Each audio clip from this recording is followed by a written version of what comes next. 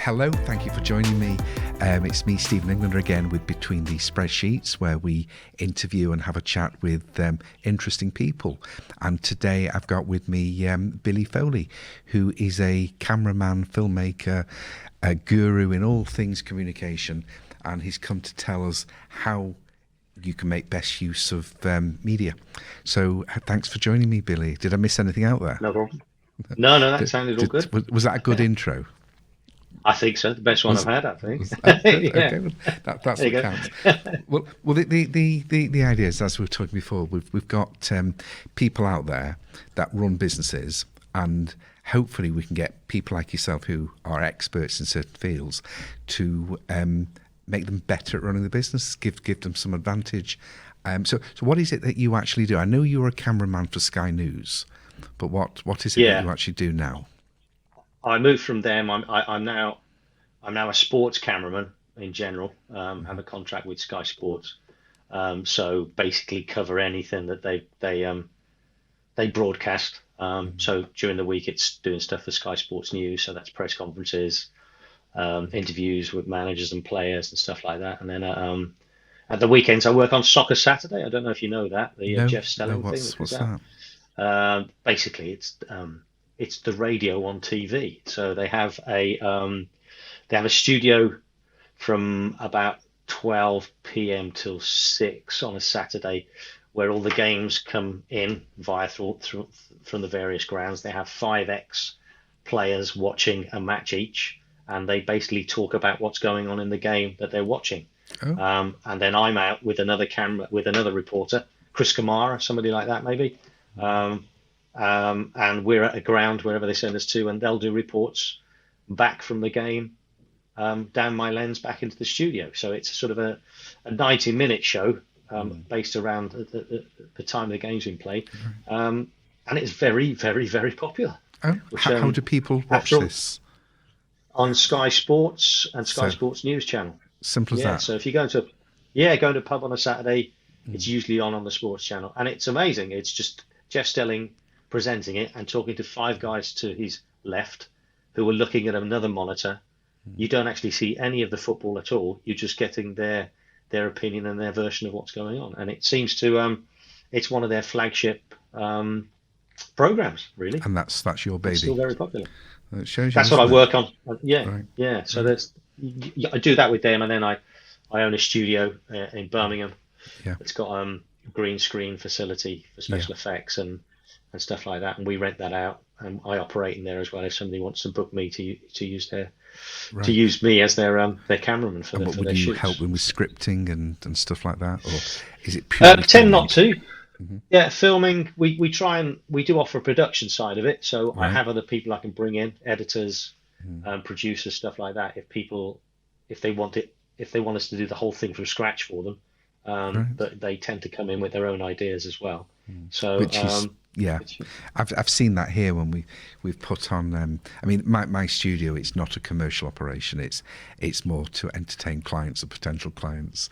But we do have various different shows that we film from here, and every time we try and script people, tell them what to do, it's like, oh no, just let them do their own thing. Maybe guide them a little bit if it's a commercial thing, but yeah. Just moving on a little bit, you were telling me before that you've got a little bit of a warning for people who had some problems with investment and scams and things. Yeah. What happened?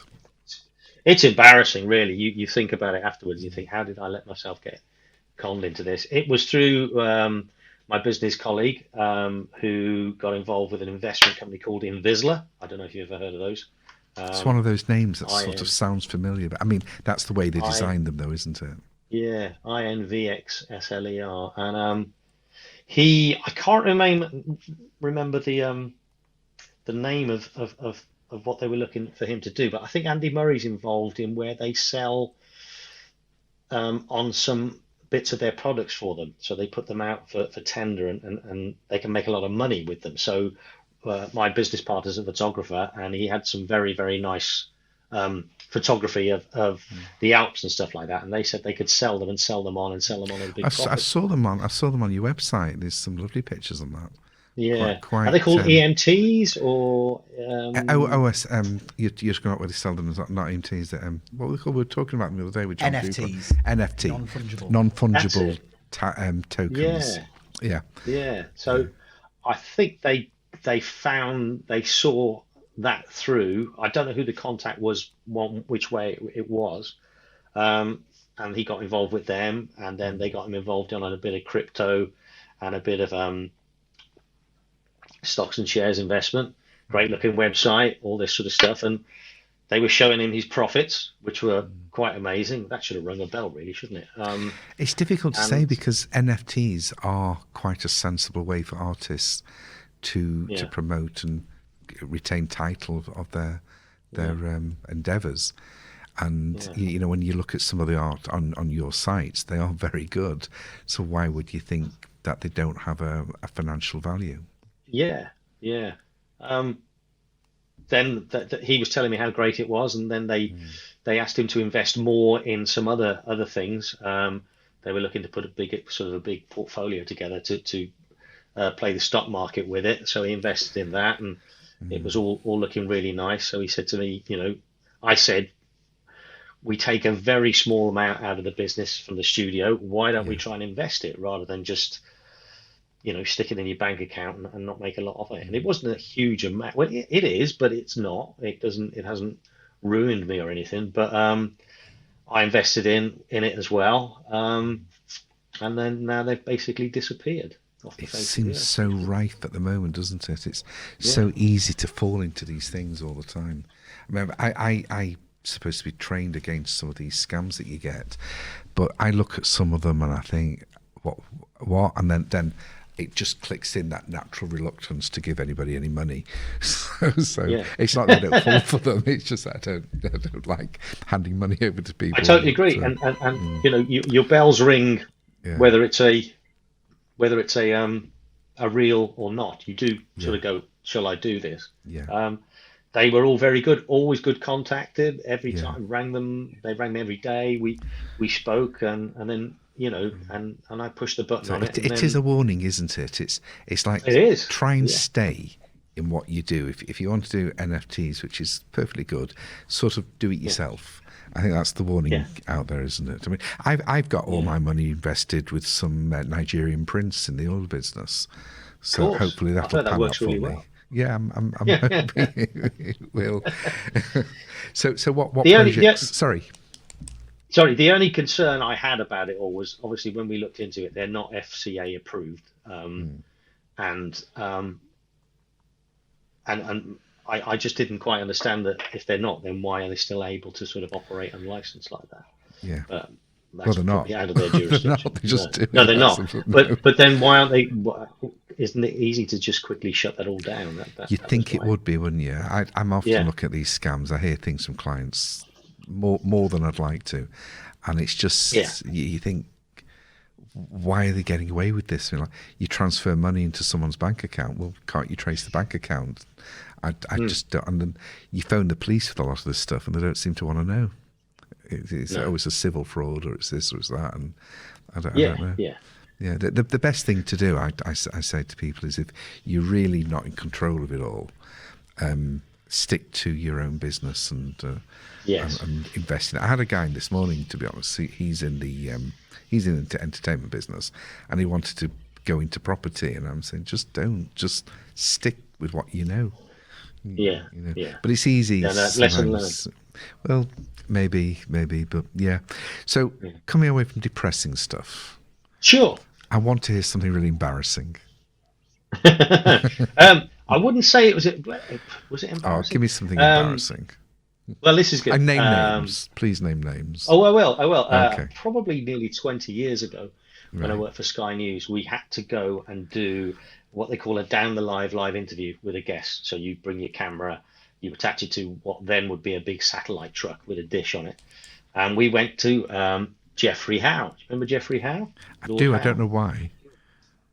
He was on Maggie's bench Yes, of of people course. that was Yes, the yes. advisors and stuff like that. Yes. I don't know what the interview was about, but Do you know we actually we act got there. for some councillors, old councillors to Margaret Thatcher?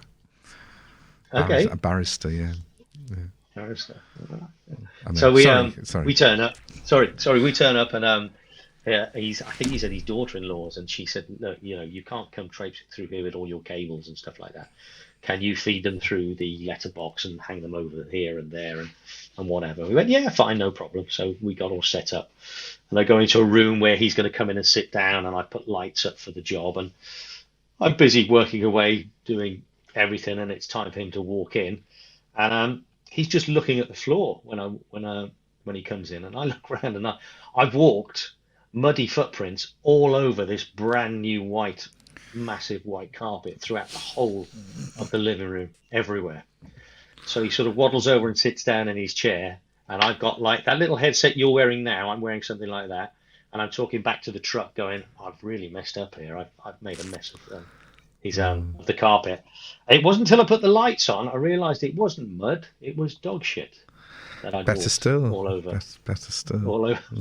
I Yeah, fancy all over having the a place. white carpet, honestly. I know. Fancy inviting the media in when you've got a white carpet. Yeah.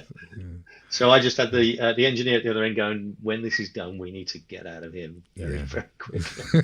and pulling all the cables out, I knocked over plants and all sorts of stuff all over the floor as well.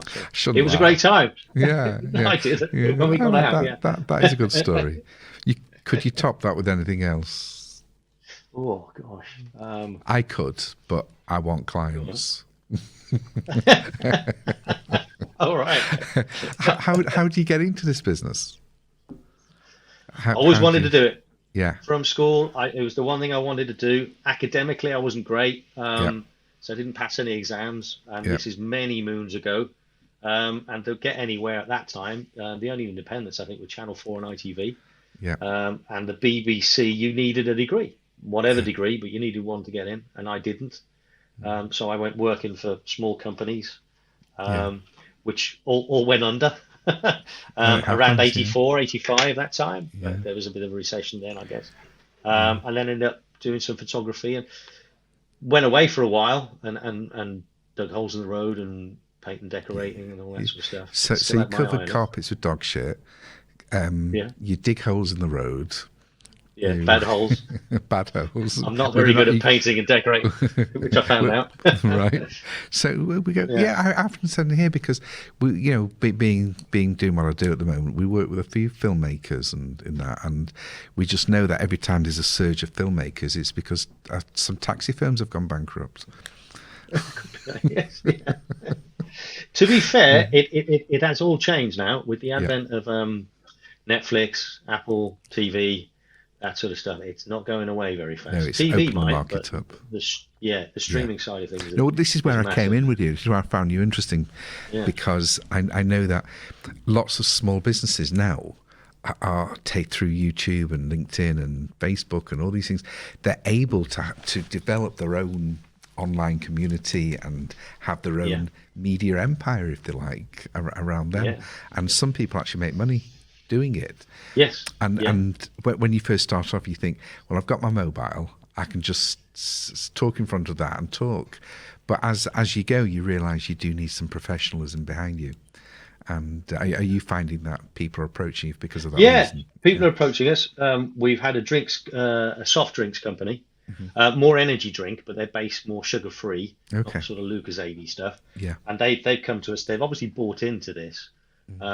One of their investors is a high profile sports guy, and they came to us and said, "We don't really know what we're doing. Can you help us out?" So we cut together an ad for them that they really liked, and then I've got an editor who's way more younger than me, is more in tune with what's going on today, and he set them up with a load of videos they could put on Instagram, TikTok, all that sort of stuff. And they've said it's terrific. It really hits the market they want to get to. It does. And you get to get your personality across, don't you? This is why I'm encouraging people to get involved with media more and more and more, even if they're a bit dull. I mean, if I can do it, but I know for years and years, people only sort of met me or knew that I even existed if they had a problematic tax investigation or something like that. Otherwise, I was just someone vaguely that owned a company and was in the background somewhere. But now people see what they've been missing all these years by not. I mean, look at this. Yourself as well. So this is something you've always wanted. I quite enjoy being an accountant, but I didn't wake up one morning when I was at school and think I'd love to be an accountant. Accountants is more something you fall into, or it's more of a focused career. I don't think there's many accountants out there that have a passion for accountancy and business in general, but it's just something you get into and get interested in because you go along. Yeah. So I always envy people that are doing something from day one, and they're doing it first and foremost because they enjoy it, and it actually makes a living for them. Yeah, I enjoy what I do. I don't necessarily enjoy what I work in sometimes, but the job itself, that being the camera operator, that's always, there's always been enjoyment doing that. Do you shout at people end up on certain jobs? When not they're really. not in the right place? I know. Well, no, I do. Yeah. Because we have it here. We had some shows with some. What do you call them? B celebrities, Graham. No, I wouldn't be that mean. No. Well, they're not A celebrities, but we've had them, and our camera crew, our people here, they just sit there, and if they're not being sarcastically obnoxious, they're actually shouting at them. And I think, so it's it can be very throwaway. So in the heat of the moment, and then it's gone. Once it's all over, you're on to the next thing. So it is. You have to have a bit of a thick skin, really. Yeah. And you learn not to suffer fools because you haven't got the time to. You've got to get on with things. So, you don't. You know, that's how you got to. That's how you got to crack on with it, really. Well, that's what I was like when my mum phoned me. Because my mum phoned me while I was on air last week to tell me that I looked a bit pale to go home. So they're all laughing at me. But so what's next for you? What plans have you got to go forward? Difficult one, that, isn't it? It is, because of what's been going on, COVID-wise and stuff. Everybody's trying to get back into. Yeah, but you seem to have improved business since COVID. Yes, the studio's done well. What has happened is a lot of people want to do podcasts, and a lot of people want to do some live streaming. So we've had a few companies in. We had Alpro, the drinks company, who would normally fly out to Brussels to do their big convention. But obviously they couldn't get out there, so they set up a couple of cameras in the studio, and we downlinked and uplinked to Brussels. And they had, I think, over 200 people on a Zoom call or a vMix call. And they went through what they normally would at the end of every year. And are you finding they said that this was very successful? Is this like a flash in the pan, or do you think this is the way things are going to be from now? I think you'll find some people are going to stick with that. They actually said that it has saved them so much money in comparison to flying people out and putting them up in hotels for a couple of days and feeding and watering them. Purely from my point of view at the football, I've just done an interview today with the Leicester City manager, and it's all been done over Zoom. I'm a camera there just so the camera picture looks better, but everybody else is in Zoom at the time. So it's definitely the way forward. Yeah, I think some will take it, and some will want to eventually get back to some sort of personal interaction. So I think a mix of both you're going to get from now on. Yeah. So any advice for people setting up in business or want to expand their business? I'd definitely market it. The one thing I knew from when we built the studio, we didn't put enough away for our marketing. We spent pretty much what we had building the studio, and we really should have put, it is, like you said, it is a lot easier now to market yourself with your iPhone, or just get a nice little camera. Go and put on a YouTube channel, things like TikTok, and that's how people are watching things now. Especially the younger people, they're not sitting down watching TV as such. No. They're streaming stuff. So that is certainly, and get yourself you get yourself your brand out there, and if it's interesting and funny, you start getting followers, and I think it has massive knock-on effects on how it works. Yeah. Well, I've been saying to we people know as well. A guy. Go on, sorry, I keep interrupting you. Sorry, know a guy who is opposite us in the same building, and he raps about the latest Assassin's Creed game that comes out. I saw that. Yeah, I thought that. And he said, put it into context, it's the last episode of Peaky Blinders had 7.1 million viewers, which they thought was brilliant. And his rap got 77 million hits on YouTube. Focus in on my rapping. Yeah. I say to people, when if you're going to do this, if you're going to go online, just have fun with it. Is that reasonable advice, or should there be more serious? I think you've got, if you're trying to hit point with something, then you've got to get the message across. But you can get that across with humour and a bit of style to it, and something a bit quirky, just something people remember you by. Yeah. Be yourself, so and enjoy it, and get the wallet out. Yes. Yeah. Well, the more clicks, the more you make. Yeah. Well, thank you very much for joining me, Billy. It's been a pleasure. If you want to get hold of Billy, you'll see his number coming up. Please contact Billy direct. I'm sure he can do massive things for your business. And if you're a bit shy and you'd rather have an introduction, just contact me as usual, and I'll put you on to Billy. So thank you for joining me. Don't bring me around your house with a white carpet. With a white carpet, okay. I won't do that. We've got a couple of dogs in the house, so I'm used to shit all over the place. Little Pomeranian things, but still. But thank you for joining us, and thank you for joining us, and we'll see you on the next episode. Don't forget to join us on Thursday for the live show. Bye-bye.